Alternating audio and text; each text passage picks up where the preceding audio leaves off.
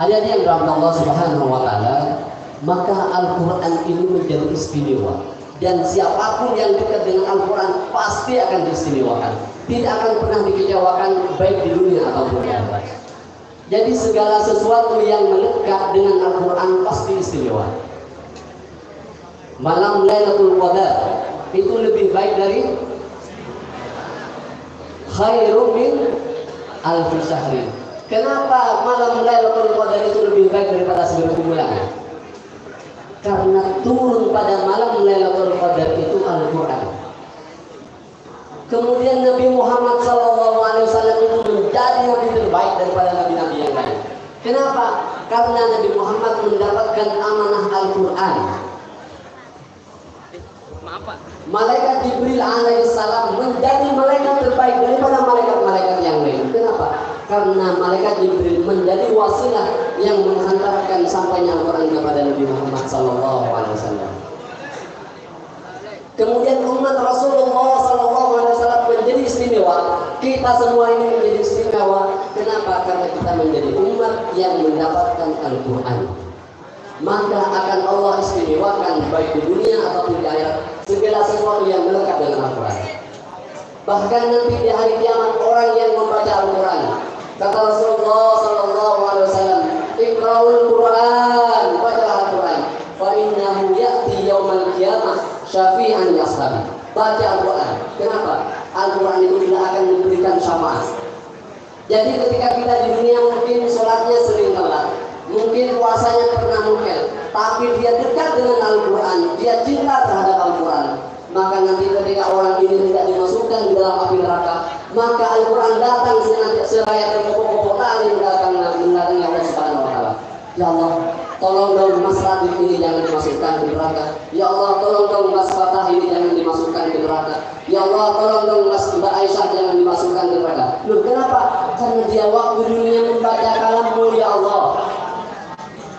Bahkan ketika di dalam kubur nanti malaikat enggan memukul orang yang ahli Al-Quran.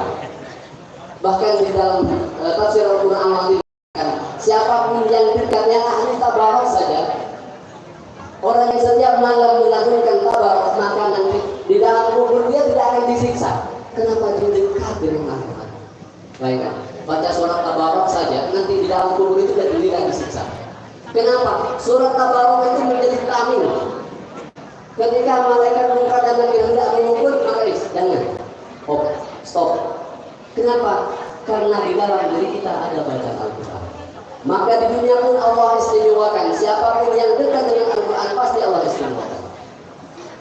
Banyak sekarang misalnya mau kuliah, tapi kita nggak cerdas, tapi ahli Al-Quran. Ada yang beasiswa melalui Al-Quran. Ada yang dalam Allah Subhanahu wa taala. Al-Quran ini diturunkan pada bulan Ramadan. Maka bulan Ramadan menjadi bulan yang paling mulia di antara bulan-bulan yang lain. Sebagaimana Allah Subhanahu wa taala berfirman, A'udzu billahi minasyaitonir rajim. Bismillahirrahmanirrahim. Syahrul Ramadan alladzi unzila fihi al-Qur'an hudan lin-nasi wa bayyinatin minal huda wal furqan.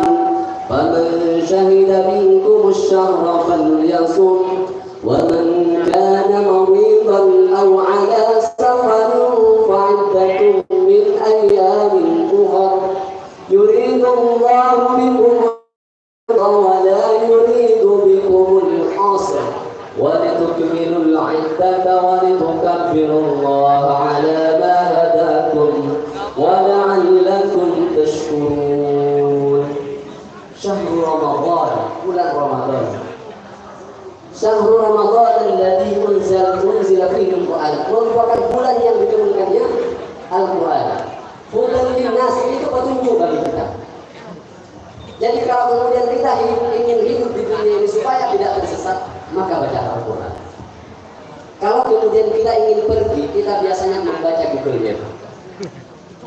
Maka supaya tidak kesasar dalam menjalankan kehidupan di dunia, maka kita harus membaca Al-Quran. Ada yang Allah Subhanahu wa taala. Bahkan nanti